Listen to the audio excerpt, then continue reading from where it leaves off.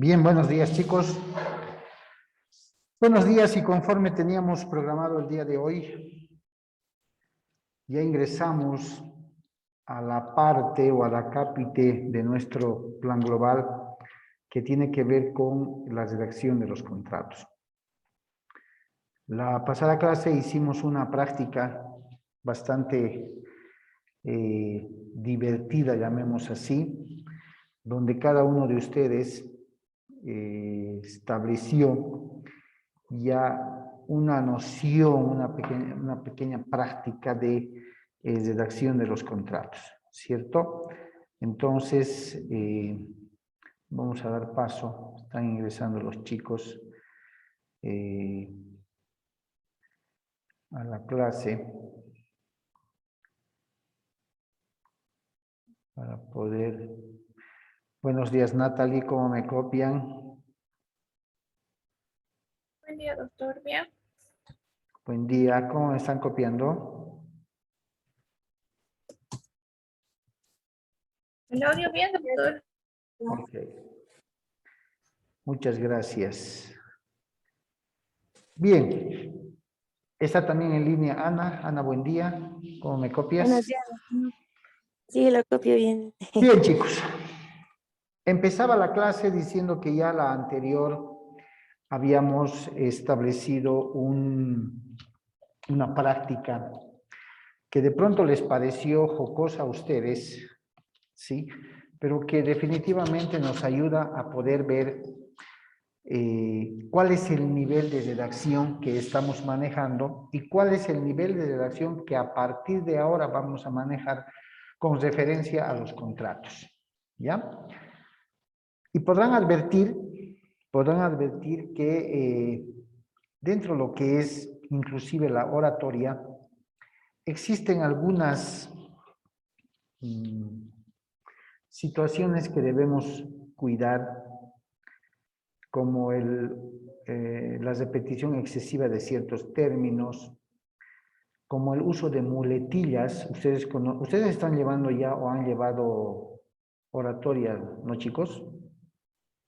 Estamos llevando Estamos este llegando, semestre. doctor. Ah, ya, perfecto.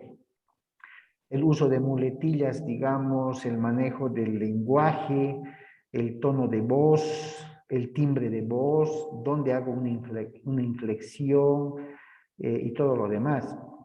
Todo ello que ustedes van a llevar para oratoria o en oratoria sirve para trasladarlo al sector manuscrito, si quiere llamársele, al sector de redacción de contratos. El orden de ideas que quiero reflejar en un contrato tiene que ser sistematizado, tiene que ser ordenado de manera muy, muy clara, muy precisa, es lo que siempre les voy a recalcar. Y ya para entrar a abordar el tema de redacción de los contratos, es que hemos estado utilizando este curso internacional dictado el año pasado, el anteaño pasado, por el doctor Mariano Esper, experto en redacción de contratos, en un curso a nivel internacional, el famoso Masterclass, ¿ya? Muy didáctico, bastante objetivo. Es muy importante que empecemos a tomar ciertos parámetros en cuenta que nos permitan tener la idea clara para poder ordenar las cláusulas en los contratos y todo lo demás. ¿Ya? Entonces, lo que vamos a hacer es lo siguiente. Voy a compartir con ustedes, voy a cortar en cada una de las partes que sea necesario. Les pido, por favor, tengan a mano un cuaderno, un lapicero, para que puedan anotar lo que vamos a ir practicando a medida que el documental vaya avanzando. Este curso, que ha sido impartido por el profesor Esper, Mariano Esper, es precisamente para mejorar la redacción de los contratos, ¿ya? Mejorar la redacción de los contratos. Él va a fijar objetivos en este documental que me gustaría mucho sean asimilados por ustedes para cuando tengamos que trabajar en una lluvia de ideas, para cuando tengamos que trabajar cómo ordenamos las cláusulas, para cuando tengamos que completar cada una de estas cláusulas y revisar especialmente si vamos a hablar al redactar un contrato en primera persona, en segunda persona o en tercera persona, si vale el término. ¿Ya? Entonces, por favor, atentos y voy a compartir el audio. Perfecto. Y silenciar mi micrófono para que ustedes puedan tener acceso al audio. Por favor, mucha atención, chicos. Importante de temas, pero hay algunas cuestiones de los objetivos que sí me gustaría destacar. Incorporación de sitios web. Ahora voy a marcar algunos, por ahí hacemos una mínima navegación muy sencillita, como para que vean de qué va la cosa. Identificar las reglas básicas en materia técnica contractual y tratar de aplicar algo en los contratos futuros que ustedes revisen o elaboren. Por lo menos, si solamente van a estar en este encuentro, que se lleven algo que a partir de mañana, pues bueno, a la verdad que estuve 1 hora y pico en un encuentro virtual, algo me dejó. Porque si no logro eso, para mí es un objetivo no cumplido. Acá esto lo voy a pasar rápido, está puesto intencionalmente, pero no nos da el tiempo para abarcarlo, porque otra vez vuelvo, ¿no? Parece que estuviera vendiendo en el colectivo esos vendedores que van sacando cosas una y otra y no terminan nunca de ver cuál es la cantidad de cosas que está vendiendo. Bueno, pero otra vez, como les decía, como esto es un avance del programa de técnica contractual que damos con la universidad, la parte lingüística ocupa algunas horas de nuestro tema, porque la primera cuestión, y este no es un encuentro de lingüística, pero es la primera cuestión, ¿no? No la primera cuestión, la primera cuestión, cuando uno habla también tiene que expresarse de una manera lo más apropiada posible, es que esté redactado de acuerdo con las reglas del idioma español. Y uno, me incluyo, a veces da por supuesto determinado tipo de redacción que técnicamente, desde el punto de vista lingüístico estoy hablando, es erróneo. Así que si manejamos mal las reglas del idioma, si manejamos mal la ortografía, si manejamos mal el significado de las palabras, ya empezamos a introducir en el contrato vicios, no desde el punto de vista del consentimiento ni de la voluntad, vicios que están alterando, no voy a decir virus porque es una palabra nefasta para estos momentos, digamos, ¿no? Pero digamos elementos que están distorsionando la posible interpretación del contrato. Por lo tanto, manejar bien el idioma es también un camino de ida, porque cuando uno ve la cantidad de información que se maneja en esta cuestión, se da cuenta que no le alcanza una vida para estudiar el idioma. Hay gente que se dedica toda su vida y no concluye con las investigaciones. Así que dentro de nuestro alcance, con las posibilidades, siempre viene bien tener a mano 1 o 2 diccionarios para revisar uso del idioma y expresiones que son muy comunes a nivel jurídico y que destruyen el idioma. Si no, hagan la prueba de, si quieren, ¿no? Con alguna persona de su familia, de sus amigos, que no tenga nada de jurídico, si pueden buscar a alguien del arte, mejor todavía, para quien la palabra abogado, o la palabra contrato, o la palabra ley, o la palabra constitución son, digamos, palabras ajenas a su vida, traten de que entienda, impriman 2 hojas de un contrato. No le digo contrato de locación, porque por ahí es el que más de uno está familiarizado. Un contrato que no sea de todos los días, y dénselo a ver si entienden, o si quieren, imprímanle 2 hojas de una demanda que ustedes han elaborado y pregúntenle si entiende. Y va a ver, o de una sentencia que puedan haber recibido, y va a ver que no entiende ni la mitad de las cosas, se los aseguro. Porque no es que esté desarrollándose conocimientos de microbiología o de física cuántica, que requiere de un nivel, digamos, de conocimiento técnico que es para expertos. El contrato está regulando obligaciones y derechos de la persona que lo firma. Voy a hacer siempre así como si fuera papel, a propósito, por más que muchos contratos ya se hacen de manera digital y muchos otros se hacen por plataforma de comercio electrónico, ¿no? Pero para que se entienda la gráfica. La persona que firma el contrato, ¿sí?, es la que lo tiene que entender, la que tiene que entender lo que está firmando. Entonces, la obligación principal del abogado no es redactar un contrato para que lo entienda él la contraparte y pensando en el juez que lo va a leer el día de mañana. El primer objetivo del abogado, y esto es lo que yo me gustaría transmitirlo como una enseñanza de hoy, digamos, ¿no? O como una sugerencia, ¿no?, de hoy, es piensen siempre en que el que tiene que entender el contrato no es el juez ni el abogado de la contraparte, sino la persona para la cual ustedes están trabajando, que puede ser una persona con conocimientos universitarios, puede ser que tenga un doctorado, es decir, que alcance el máximo nivel de formación, o puede ser que sea una persona que no tenga ni la secundaria hecha, ni el colegio, ni la primaria.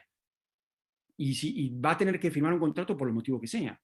Por lo tanto, el doble de esfuerzo es hacer que una persona lega comprenda el contenido de un contrato que se supone que va a tener un contenido técnico, pero que en realidad después uno ve que ese contenido técnico puede perfectamente transformarse en palabras, en expresiones, en oraciones coloquiales, siempre con buen gusto, siempre con elegancia y siempre manejando términos del idioma oficial, ¿no?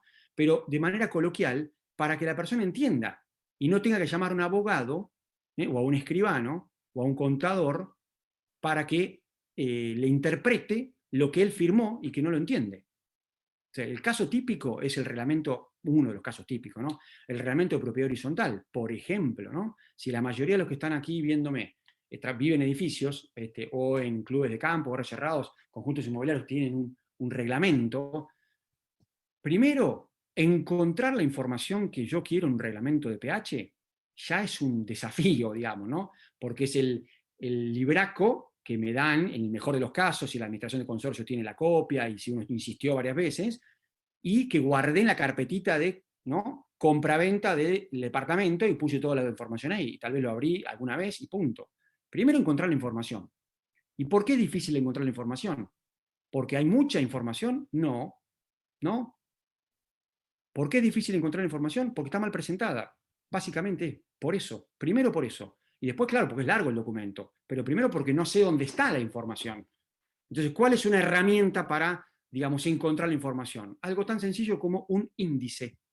Un índice, como un libro de 500 páginas, tiene un índice para que uno pueda encontrar la información. Un contrato extenso, o un reglamento de PH, o un reglamento de otras características, debería tener también un sumario, un índice, donde justamente explica o referencia dónde está la información. Entonces, la persona que hace, ve el índice, encuentra tasa, moratoria por falta de pago de expensas, por ejemplo, en esta época. ¿Y qué dice? Bueno, ahí va a decir algo vinculado con eso. Entonces, ¿qué busco? ¿Qué capítulo busco? Expensas. Y dentro de expensas va a estar la vinculación. Entonces, primera cuestión es, la información tiene que estar desglosada en un índice o en algún sumario. Y luego, obviamente, lo redactado tiene que ser claro. Por lo tanto, el propietario llama a veces al escribano o al abogado y le dice, ¿me puedes leer esto que no entiendo nada? Traducímelo en castellano porque no sé de qué dice la cuestión. Bueno, ese es un ejemplo claro. El otro ejemplo claro, que no es nuestro tema, pero varias de las cuestiones se aplican ahí, son las sentencias. Porque la sentencia del juez también, si hay jueces, digamos, o integrantes del Poder Judicial que están viendo este encuentro, los jueces también tienen la obligación de pensar en el destinatario, no en el abogado. No pueden escribir para el abogado porque el abogado le tiene que dar una copia de la sentencia al cliente para que la lea, para que sepa qué pasó en ese juicio. Bueno, todo esto ya vamos a ver ahora que no es algo que se me ocurrió a mí, ni yo estoy ahora haciendo una difusión de algo que ya no esté desarrollado en Argentina y en el mundo, pero bueno, está como instalándose. La primera cuestión, la lingüística, la vamos a pasar rápido, después van a ver, un segundito, ¿no? Después van a ver que ustedes no están viendo bien esto, ahí está bien. Que hay mucha información acá, que es la vinculada con las fuentes de consulta oficiales. Después lo pasamos rápido esto, ¿no? ¿Cuáles son los diccionarios? ¿Cuáles son las doctrinas lingüísticas que se llama? Las consultas idiomáticas, esto me gustaría desarrollarlo, pero se nos va a ir mucho tiempo, digamos, ¿no? Pero hay algunas que son gratuitas, donde uno puede mandar un mail y te responden, en algunos casos inmediatamente, en otros no. Bueno, esto lo pasamos rápido. Ahora, ¿cómo organizar el contenido del contrato? Antes de entrar a ver las cuestiones de reglas y demás. Lo que hay que tratar de ser siempre, cuando uno tiene la hoja en blanco, otra vez metafóricamente, ¿no? Cuando uno ya tiene el contrato redactado y lo tiene que revisar, o cuando uno tiene que elaborar un contrato en base a alguna plantilla, digamos, algún modelo que utilizó, hay 3 pasos que yo les recomiendo fuertemente que los apliquen y que son mitad, no digo mitad, un poco míos y un poco, digamos, de todo lo que yo he estudiado y los autores que han estudiado mucho el tema. O sea que esto no puedo decir que es una invención mía, ni mucho menos.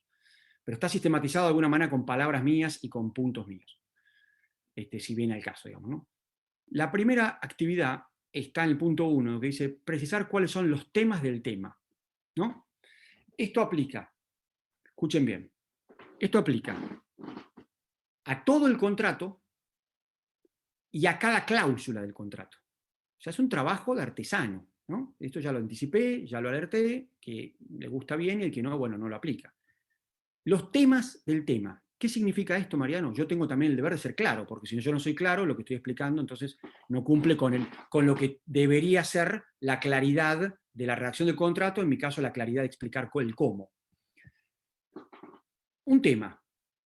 ¿Cuál es el tema? Un contrato determinado.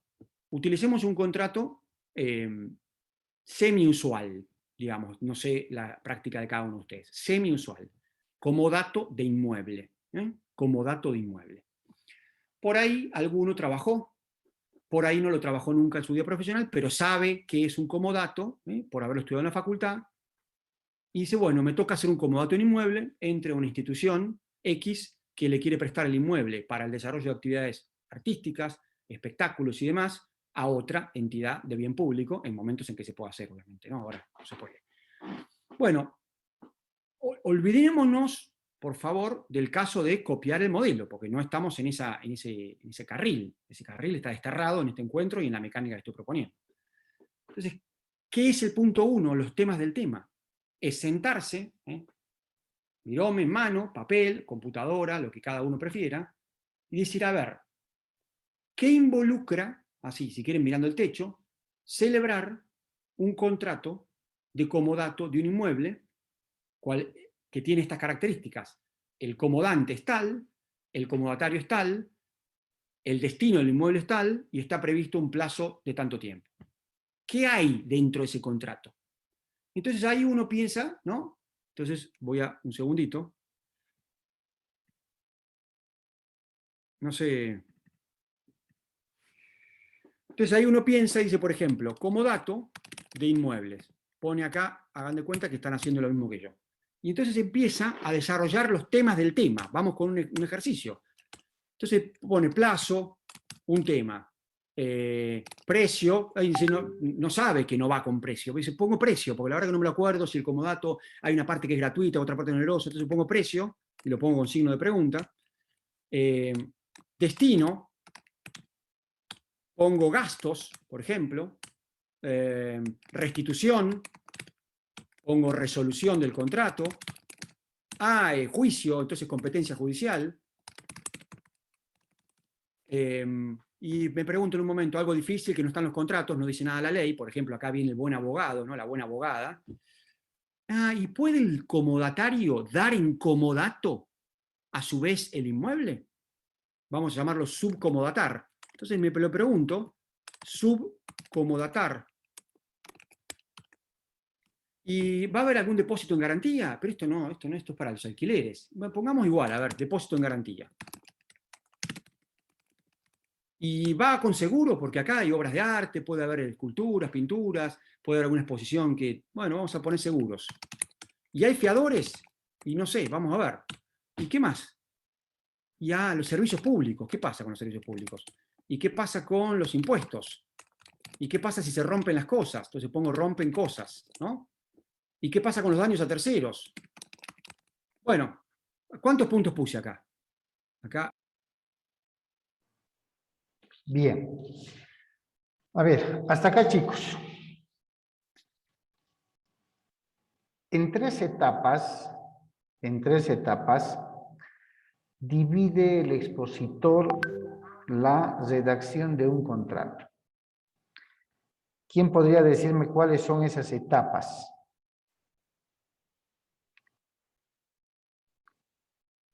Que acabamos de ver.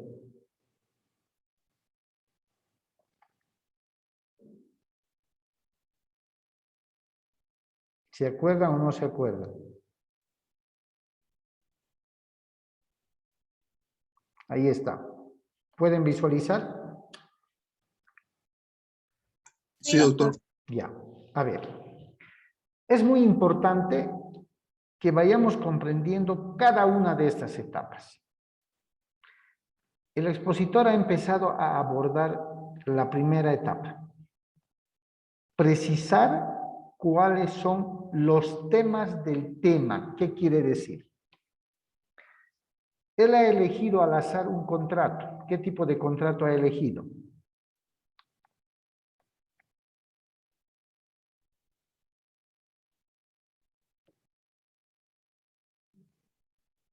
¿Qué tipo de contrato ha elegido para la práctica?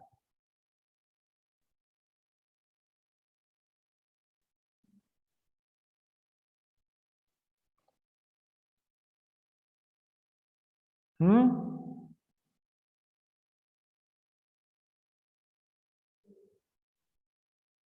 ¿No han visualizado? ¿Con qué tipo de contrato está haciendo el ejemplo?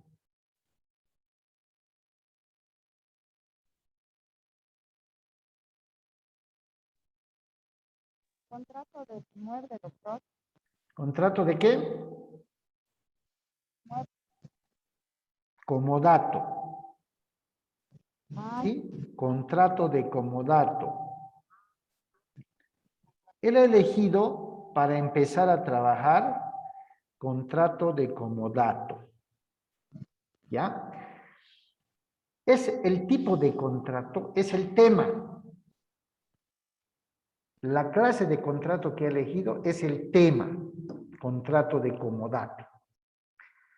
¿Cuáles son los temas del tema? Volvemos. Los temas del tema son estos. ¿Sí? Ha empezado a jugar con lo que más adelante vamos a conocer como cláusulas.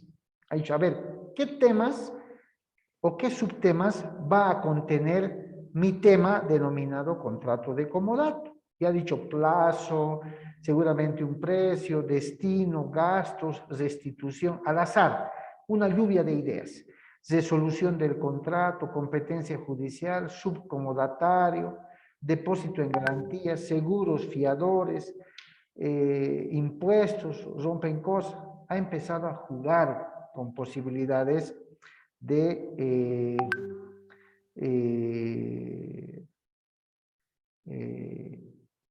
lo que podría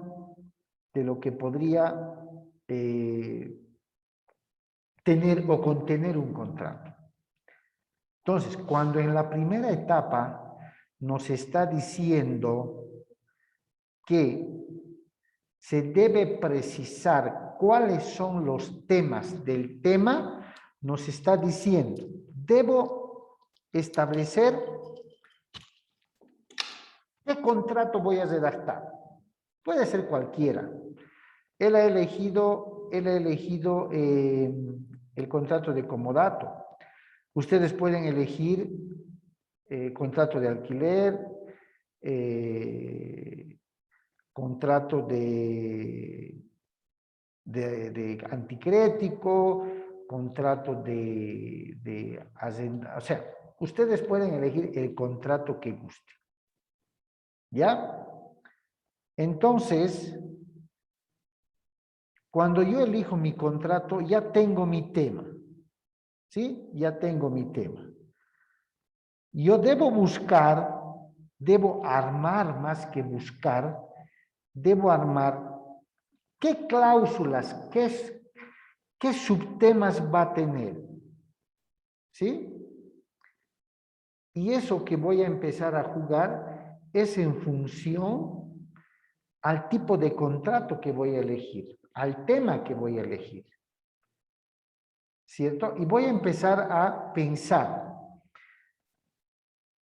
A ver, imaginemos un contrato de préstamo de dinero. Nuestro tema va a ser el contrato de préstamo de dinero. Perfecto. ¿Cuáles son los temas de ese tema que va a contener ese contrato? Entonces empezamos a jugar, ¿no? Empezamos a jugar una lluvia de ideas. Un contrato de préstamo de pronto tiene plazo, de pronto tiene precio o monto, destino. O sea, empiezo a empezar a conjeturar qué temas va a contener ese tema principal que he fijado como contrato de préstamo. ¿Ya? A eso se refiere precisar cuáles son los temas del tema. Bien. Segunda, organizar los temas. Ustedes van a ver en minutos más cómo el expositor empieza a generar temas, subtemas del tema principal, plazo, gastos, destino, imprevistos, qué sé yo. Y una vez que tenga, va a empezar a organizar de manera secuencial, de manera ordenada. Esa práctica, esa técnica, chicos, nos va a ayudar a ordenar las cláusulas del contrato. No es que las cláusulas van en cualquier lado o en cualquier lugar.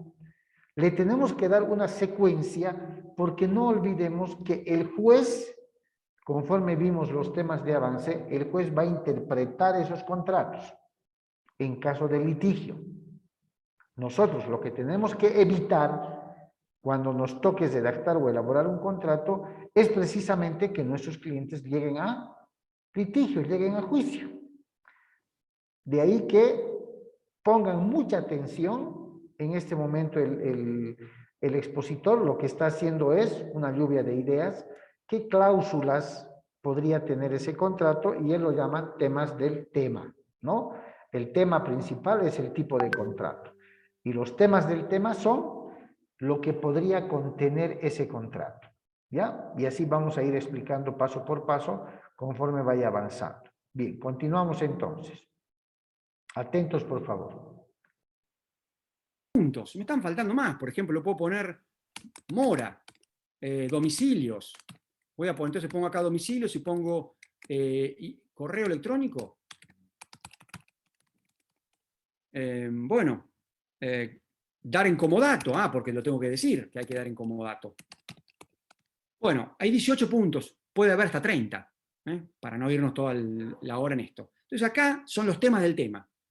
Pensar este momento requiere de algún conocimiento. Si no conozco nada, primero a un libro, a ver de qué va el comodato, y voy anotando. Si ya tengo experiencia, lo hago en blanco. Y además está el astuto, ¿no? El astuto, la astuta, que se entienda que no hay una cuestión de género, ¿no? Por favor. El astuto, la astuta, donde dice, esto es subcomodatar, porque los libros no hablan de eso. Se me ocurrió a mí. Mirá vos, le incorporo esto. Lo del seguro, y porque la verdad que los contratos de comodato son de una hojita y media. Ninguno pone seguro. Bueno, vamos a ver.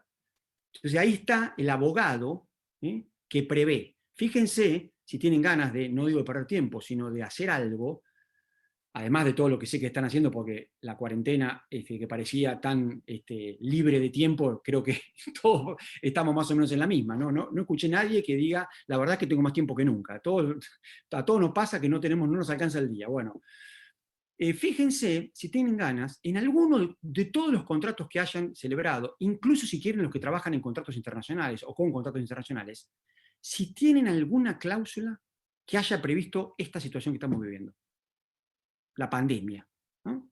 O sea, la suspensión del contrato por un evento de fuerza mayor, que en este caso es, como decía Vélez en las notas del Código de Materia Locativa, por ejemplo, en 1522, una nota emblemática y actual como nunca, las pestes, ¿no? Como decía también otros autores y demás.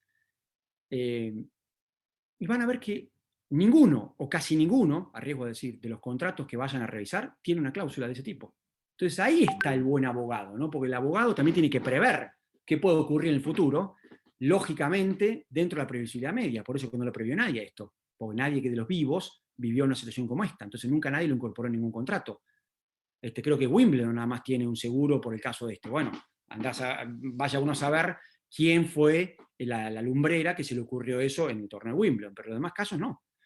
Entonces, acá está entonces un poco el conocimiento, la astucia y las cuestiones que no se le puede ocurrir. ¿Estamos bien? Los temas del tema. Tengo 18 puntos. paso número 1, lo tengo que hacer bien. Lo tengo que hacer bien porque si me olvido de algo ahí, ya estoy fallando entonces como abogado, como abogada en la redacción del contrato. El segundo punto es organizar los temas. Los 18 puntos que vimos acá, los tengo que organizar según algún criterio cronológico u otro criterio. Ahí hay una coma que después la voy a borrar. Según algún criterio. ¿Cuál puede ser el criterio? Importancia, cronológico me refiero a cómo ocurren las cosas, ocurrencia no, tiene que tener un criterio, digamos, de utilidad. Entonces, una vez que tengo los 18 puntos, vuelvo acá, me van siguiendo, ¿no? Bueno, acá viene la organización, no lo voy a hacer porque lleva mucho tiempo, pero la organización de esto. Está claro, vamos a poner un ejemplo bastante gráfico, que la resolución del contrato no puede ir en el punto 6, porque se supone que este es el final de la historia. Y el final de la historia, ¿en dónde va? En el final. Por lo tanto, así como el plazo no puede ser la cláusula 18, ni el domicilio o la competencia judicial va a ser la cláusula primera, es decir, no, Mariano, ¿cómo vas a poner la cláusula primera competencia judicial? Como si lo primero que fuera a ocurrir es que va a haber un juicio. Bueno, justamente eso es porque hubo algún orden en algún momento que a alguien se le ocurrió, domicilios y competencia al final. Ahora, la resolución del contrato va a ir en algún lugar del contrato en donde haya que hablar de la terminación del contrato. Y después uno se pregunta, el depósito en garantía, los seguros, ¿en qué orden van? Bueno, esto no lo va a decir ningún libro. No lo va a decir ningún libro. Lo dicen estos cursos. O sea, lo explicamos, lo trabajamos, lo materializamos y lo terminamos de elaborar en estos cursos, justamente, para que uno se configure el modo de elaborar los contratos. Los puntos se ordenan. Y me puede pasar, me ha pasado, que yo mismo, dedicándole tiempo y haciendo todo este trabajo de manera artesanal, pasa un tiempo y tengo que hacer de nuevo el contrato con otra institución, lo vuelvo a releer y digo, no, pero esto en realidad lo puse mal acá. Esto no debería ir acá. Se ve que a veces por cuestiones de tiempo, cuestiones de tensión, uno no lo hace de la forma perfecta, si es que existe una forma perfecta. Entonces, uno mismo lo va ajustando. Bueno, la organización, ¿por qué es importante la organización? Voy a hacerlo de nuevo la pregunta. ¿Por qué es importante los temas del tema? El primer punto. Porque si no preví algo, al contrato le falta una ficha. Hay un agujero que no va a estar resuelto por el contrato. ¿Y quién lo va a resolver? Lo va a resolver lo que dice el artículo 964 del Código Civil y Comercial, que se llama integración contractual. Se completa el contrato con las normas imperativas, que sustituyen la cláusula del contrato en violación a esas normas, las normas supletorias y los usos y costumbres. Ahí queda rellenado el contrato. Entonces, si el contrato no previó algo, se va a aplicar las normas imperativas, supletorias y usos y costumbres, que es lo que está pasando exactamente en este momento con todos los contratos, todos, que están viendo cómo resolver el enigma de la pandemia del coronavirus. En donde el contrato no prevé nada, entonces ¿a dónde tenés que ir a recurrir? Al código, a ver qué resuelve en la parte general de contratos, en la parte general de obligaciones, y cómo se sale este intríngulis, desde el punto de vista de un contrato particular. Entonces ahí hubo una falla, en este caso como fue una falla absoluta de todos, o si hubo alguno que no lo hizo así, bueno, bárbaro, aplausos de pie, pero de todos prácticamente, que no previeron esta situación. Entonces ahí hay una falla de origen del contrato que no cumplió con su finalidad, que es de alguna manera sistematizar todo lo posible, todo lo posible y también lo probable. Por supuesto que un contrato no va a tener 70 cláusulas con hipótesis fuera de lugar, digamos, ¿no? ¿Qué pasa si vienen extraterrestres a la Argentina o al mundo? Bueno, eso no hay ningún contrato que lo prevea, así que sería algo absolutamente fuera de lugar que uno ponga ese tipo de cosas, ¿no? Pero se entiende la idea de por qué el primer punto hay una gran incumbencia jurídica del abogado. El segundo punto, que la organización, está vinculado también con la incumbencia de la técnica contractual, ya no tanto el abogado, porque esto lo puede hacer bien un abogado, un escribano, me refiero, ¿no? Alguien un profesional del derecho, sino que lo puede hacer bien también una persona que sea un ingeniero, que esté muy bien configurada en la organización de los elementos de algo, y cuando le das un contrato que entienda qué es cada cláusula, te lo organiza de una forma distinta. Así que yo diría que hay una incumbencia jurídica a medias, hay una incumbencia técnica de redacción en este segundo punto. ¿Y para qué me interesa, les decía recién, la buena organización del material informativo en un contrato? ¿Para qué? para que la información sea fácilmente localizable. Y cuando es fácilmente localizable, ¿qué gané? Gané tiempo, que lo puedo utilizar en otras cosas, y desde el punto de vista de mi relación con el cliente, le di al cliente algo que en el mercado no hay. O sea, tengo un plus, en el sentido de que, mira, el contrato que estoy dando tiene estas características y en el contrato, en los contratos tipos que están ahí circulando, esto no lo vas a ver. Entonces también es una actividad profesional de jerarquía, de calidad, de cualidad, que de alguna forma, bueno, habla de cómo trabaja uno, ¿no? Si uno lo quiere ver desde ese punto de vista, pero no lo estoy viendo desde el punto de vista mío. Yo quiero quedar bien, que el cliente diga qué buen contrato. Bien, a ver chicos, hasta ahí. ¿Alguna duda, alguna curiosidad, alguna pregunta, alguna aclaración con esta primera etapa, con esta primera parte? Les escucho, o está claro. Sí, doctor, está claro. ¿Qué dice Ana? Kendall.